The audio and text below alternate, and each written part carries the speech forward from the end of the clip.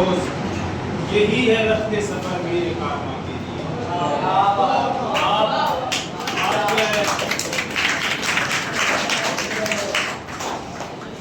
تیز نواز سخن کی والد اور بلند نگاہ کے حامد پرنسپل ادارہ حاضہ محترم فاروق احمد صاحب سے گزارش ہے کہ آئے اور ہمارے بچوں کو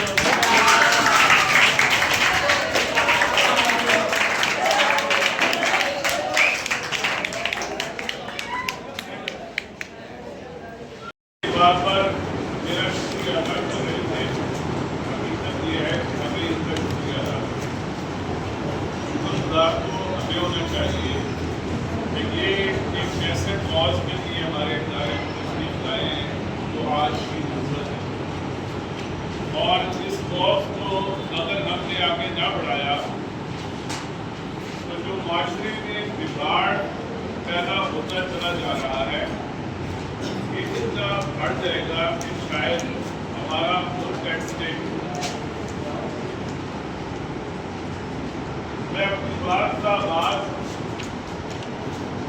یہ مسلم معاشرہ ہے.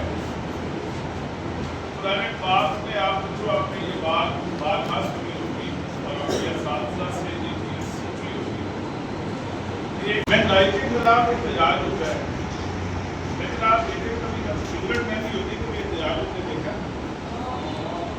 اس کا مطلب ہے کہ معاشرے میں یہ چیز موجود ہے کہ یہ چیز نہیں ہے. حالانکہ سگریٹ اتنا نشہ نہیں کرتی اندرونی طور پہ، چاہے وہ کتنا ہی نقصان پہنچانے ہو، لیکن ظاہری طور پہ وہ اتنا نشہ نہیں کرتی، لیکن معاشرہ اس کو مہنگا ہونے میں کبھی نہیں جاتا. اس کا مطلب ہے کہ وہ چیز ہی ایسی ہے